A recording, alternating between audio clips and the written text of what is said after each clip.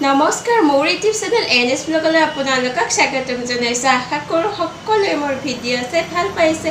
পুনৰ এটা নতুন ৰেচিপি লৈ আহিছোঁ কণীৰ। আহকচোন মই কেনেদৰে বনালোঁ আপোনালোকে ভিডিঅ'টি শেষলৈ চাই থাকিব।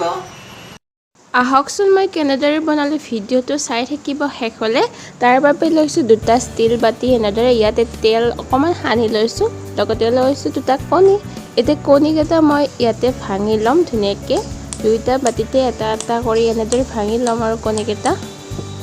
যিহেতু এয়া ভাপত দিম মই, সেইবাবে এনেদৰে ভাঙি লৈছোঁ কণীকেইটা। কণীকেইটা লোকেল কণী হয়, হাঁহৰ কণী। এয়া দুইটা বাতিতে মই এনেদৰে ভাঙি লৈছোঁ। এতিয়া মই ইয়াতে দি দিম নিমখ অকণমান। এনেদৰে ছটিয়াই দিছোঁ নিমখখিনি ওপৰত। লগতে ভাল দেখিবৰ বাবে এয়া দিছোঁ জলকীয়া গুড়ি অকণমান।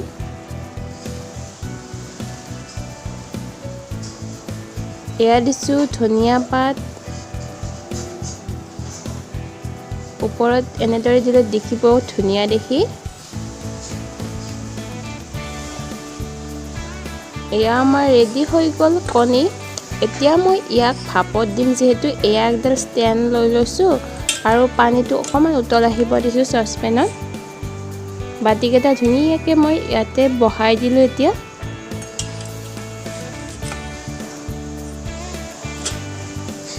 ধুনীয়াকৈ ভাপত সিজি থাকিব কণীটো আৰু ঢাকনিখন লগাই দিছোঁ।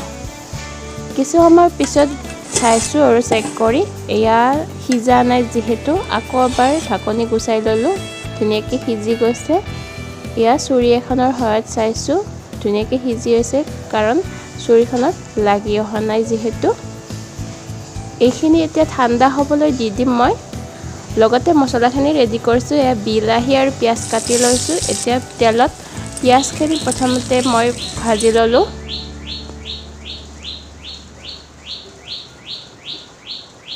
সেয়া দিছোঁ দুখিলা তেজপাত। লগতে মই ইয়াতে বিলাহীখিনিও দি দিছোঁ। এইখিনি অকণমান সময় মই ভাজি ল'ম।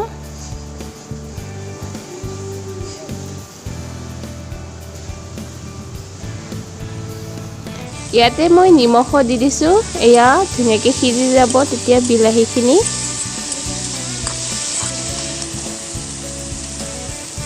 এয়া এচামুচ দিছোঁ মই আদা নহৰু পেষ্ট। এইখিনিও ধুনীয়াকৈ ভাজি ল'ম মই।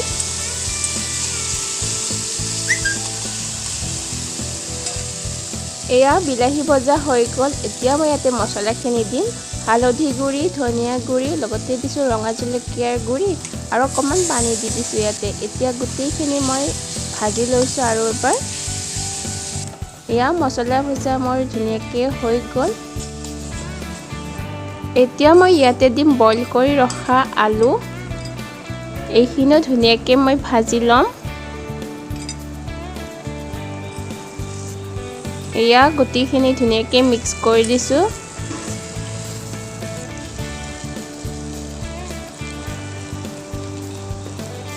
এয়া অকণমান পানী দিছোঁ যাতে মছলাখিনি ধুনীয়াকৈ মিক্স হৈ যায়। যিহেতু গোটেইখিনি ভজা হৈয়ে গ'ল, এতিয়া মই পানী দি দিছোঁ শেষত। এইখিনি অলপ সময় উতল আহিব দিম। এফালে মই টাৱা এখন বহাই দিছোঁ। ইয়াতে তেল দি দিছোঁ আৰু যিখিনি কণী মই উঠাই ৰাখিছিলোঁ বাতিৰ পৰা, এইখিনি অকণমান ফ্ৰাই কৰি ল'ম। ফ্ৰাই কৰি দিলে খাবলৈ অকণমান বেছি ভাল লাগে, সেইবাবে লৈ লৈছোঁ ফ্ৰাই কৰি। এয়া কণী ফ্ৰাই কৰা হৈ গ'ল। এতিয়া মই উতলি থকা আঞ্জাখিনিত এয়া কণীৰ পিচকেইটা বহাই দিছোঁ। এইখিনি অকণমান সময় উতল আহিব দিম।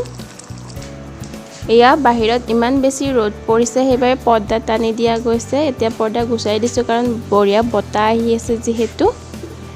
এয়া মই নেমু লৈ লৈছোঁ। এতিয়া মই চৰবত বনাম ইয়াৰে, কাৰণ বহুত বেছি গৰম পৰিছে। ৰান্ধোতে গৰম উঠি গ'ল। এয়া মোৰ চৰবত বনোৱা হৈ গ'ল। এতিয়া ইয়া বাহিৰৰ বতাহ লৈ লৈ খাই আছোঁ।